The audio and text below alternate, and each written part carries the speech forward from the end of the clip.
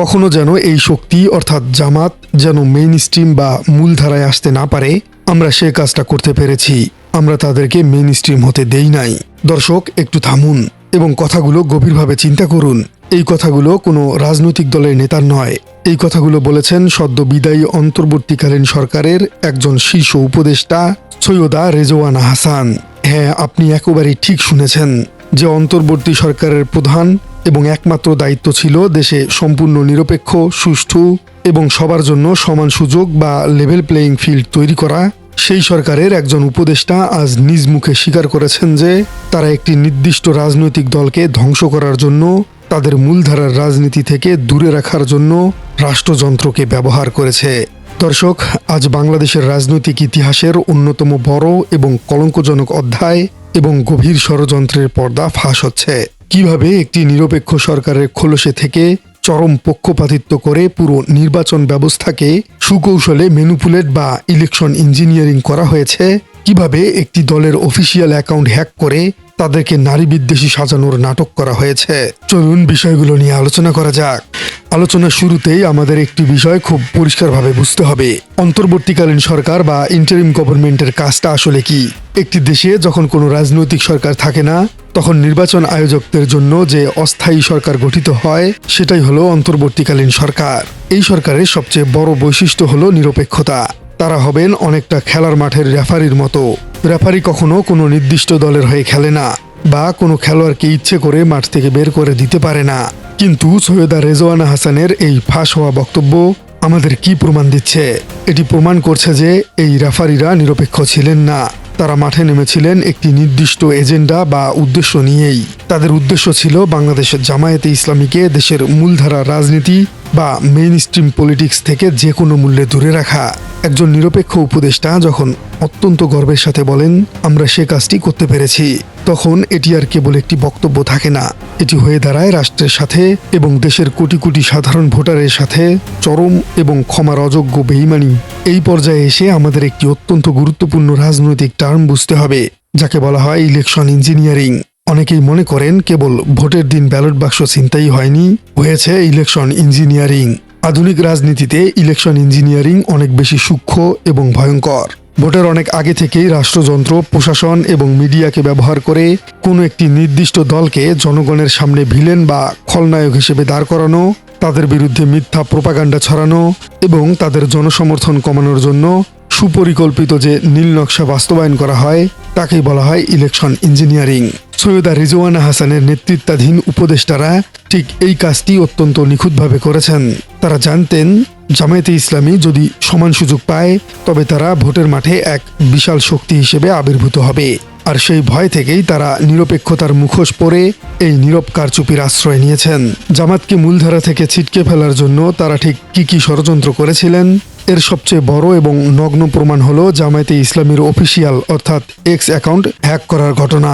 দর্শক, একটি রাজনৈতিক দলের সোশ্যাল মিডিয়া অ্যাকাউন্ট হলো জনগণের সাথে তাদের যোগাযোগের সবচেয়ে বড় মাধ্যম। বিগত অন্তর্বর্তীকালীন সরকারের আমলে অত্যন্ত সুপরিকল্পিতভাবে জামায়াতের এই অফিসিয়াল এক্স অ্যাকাউন্টটি হ্যাক করা হয়। আর সবচেয়ে ভয়ঙ্কর তথ্য হলো এই হ্যাকিংয়ের পেছনে কোনো সাধারণ হ্যাকার ছিল না, এটি করেছিল খোদ সরকারের ভেতরেরই একজন বেতনভুক্ত কর্মচারী। হ্যাক করার পর সেই অ্যাকাউন্ট থেকে উদ্দেশ্য প্রণোদিতভাবে নারীদের বিরুদ্ধে চরম অবমাননাকর এবং উস্কানিমূলক পোস্ট দেওয়া হয়। রাজনীতির ভাষায় একে বলা হয় ক্যারেক্টার অ্যাসাসিনেশন বা চরিত্র হনন, অর্থাৎ কোনো ব্যক্তি বা দলকে এমনভাবে জনগণের সামনে উপস্থাপন করা যাতে মানুষ তাদের ঘৃণা করতে শুরু করে। এই সাইবার ষড়যন্ত্রটি ছিল একেবারে প্রি প্ল্যান্ড বা আগে থেকেই সাজানো একটি নাটক। তাদের উদ্দেশ্যই ছিল আন্তর্জাতিক এবং বিশ্ব মিডিয়াকে, দেশের সুশীল সমাজকে এটি বোঝানো যে জামায়াত একটি চরমপন্থী এবং নারী বিদ্বেষী দল। এই মিথ্যা ন্যারেটিভ বা গল্পটি তারা অত্যন্ত সুকৌশলে দেশের মানুষের মগজে ঢুকিয়ে দেওয়ার একটা বড় চক্রান্ত করেছিল। দর্শক, এবার আসুন একটু বাস্তবতার নিরিখে বিষয়টি বিশ্লেষণ করা যাক। জামায়াতে ইসলামী কি আসলেই নারী বিদ্বেষী? বাংলাদেশের রাজনৈতিক ইতিহাস ঘাটলে দেখা যায় জামায়াতে ইসলামীর একটি অত্যন্ত সুসংগঠিত এবং বিশাল মহিলা শাখা বা উমেন্স উইং রয়েছে। দেশের লাখ লাখ নারী এই দলের সাথে সরাসরি যুক্ত। তারা দেশের সংবিধান মেনে রাজনীতি করে এবং নারীদের অধিকার নিয়ে সবসময় কথা বলে। যে দলটির ভেতরে এত বড় একটি নারী সংগঠন কাজ করছে, তারা হঠাৎ করেই কেন তাদের অফিসিয়াল অ্যাকাউন্ট থেকে নারীদের বিরুদ্ধে বিষাদগার করবে? এটি সাধারণ কাণ্ডজ্ঞান সম্পন্ন কোনো মানুষের কাছেই একটি বড় প্রশ্ন হয়ে দাঁড়াবে। মূলত জামাতকে দেশের অর্ধেক জনগোষ্ঠী অর্থাৎ নারী ভোটারদের কাছ থেকে বিচ্ছিন্ন করার জন্যই সরকারের এই কর্মসূচি। এটি ছিল জামাতকে মেইন স্ট্রিম হতে না দেওয়ার সেই বৃহত্তর ষড়যন্ত্রেরই একটি অত্যন্ত নোংরা অংশ। দর্শক, উপদেষ্টারা তো জামাতকে নারী বিদ্বেষী সাজিয়ে তাদের ক্ষমতা থেকে দূরে রাখলেন, কিন্তু তাদের সাজানো নির্বাচনের পর যে বিএনপি সরকার আজ ক্ষমতায় বসেছে, তাদের আমলে নারীদের বর্তমান অবস্থা ঠিক কেমন?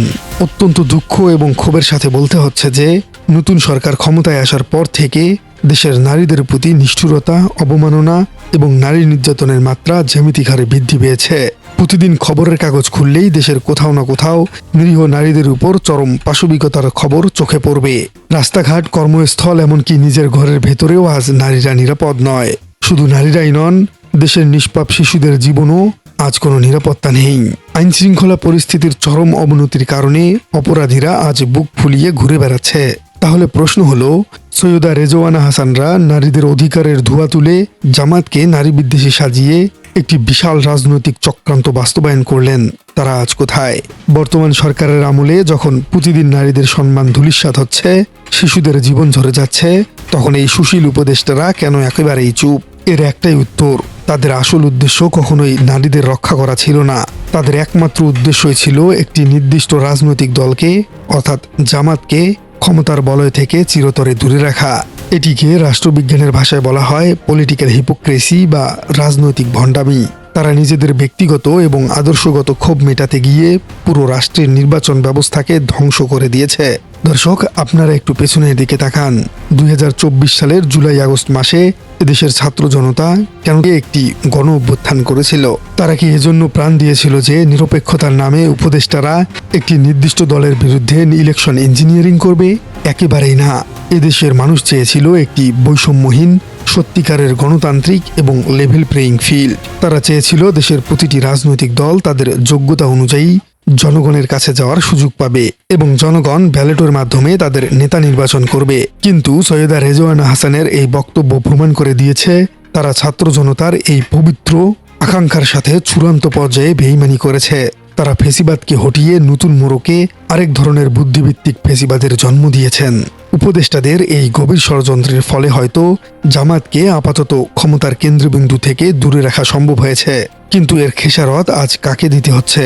এর খেসারত দিচ্ছে এই দেশের সাধারণ মানুষ, নিরীহ নারী এবং শিশুরা। একটি ভারসাম্যপূর্ণ রাজনৈতিক ব্যবস্থার বদলে যখন ষড়যন্ত্রের মাধ্যমে একটি নির্দিষ্ট দলকে ক্ষমতায় বসানো হয়, তখন সেই সরকার কখনো জনগণের কাছে দায়বদ্ধ থাকে না। সৈয়দা রেজওয়ানা হাসানের একটি মাত্র বাক্য আজ পুরো বাংলাদেশের রাজনীতির ভিত কাঁপিয়ে দিয়েছে। আমরা জামাতকে মেইন স্ট্রিম হতে দেই নাই। এই অহংকার, এই দম্ভ আসলে গণতন্ত্রের কফিনে শেষ পেরেকটি ঠুকে দেওয়া হয়েছে। একটি গণতান্ত্রিক রাষ্ট্রে কে মূলধারায় থাকবে আর কে থাকবে না তার সিদ্ধান্ত নেওয়ার মালিক হলো কেবল দেশের জনগণ। কোনো উপদেষ্টা বা সরকারি আমলার এই অধিকার নেই যে তারা নিজেদের এজেন্ডা বাস্তবায়নের জন্য জনগণের সেই রায়কে ছিনতাই করবেন। আজ জামায়াতের এক্স অ্যাকাউন্ট হ্যাক করে তাদের নারী বিদ্বেষী সাজানোর যে ষড়যন্ত্র ফাঁস হয়েছে তা প্রমাণ করে যে সত্য কখনো বেশি দিন ধামাচাপা থাকে না। দর্শক, এই পুরো ঘটনার পর আপনাদের মতামত কি? সৈয়দা রেজওয়ানা হাসান সহ এই ষড়যন্ত্রের সাথে জড়িত সকল উপদেষ্টাদের কি রাষ্ট্রের সাথে প্রতারণার দায়ে বিচারের মুখোমুখি করা উচিত? বর্তমান সরকারের আমলে নারী ও শিশুদের এই চরম নিরাপত্তার পেছনে এই নির্বাচন ইঞ্জিনিয়ারিংই কি সবচেয়ে বেশি দায়ী? কমেন্টে জানিয়ে দিন আপনার সুচিন্তিত মতামত। আর আপনার রাজনীতি চ্যানেলে নতুন হয়ে থাকলে চ্যানেলটি সাবস্ক্রাইব করার অনুরোধ থাকলো। দেখা হচ্ছে পরবর্তী কোনো ভিডিওতে। কখনো যেন এই জাতীয় শক্তি মেইন স্ট্রিম না হতে পারে, আমরা সেই কাজটা করতে পেরেছি।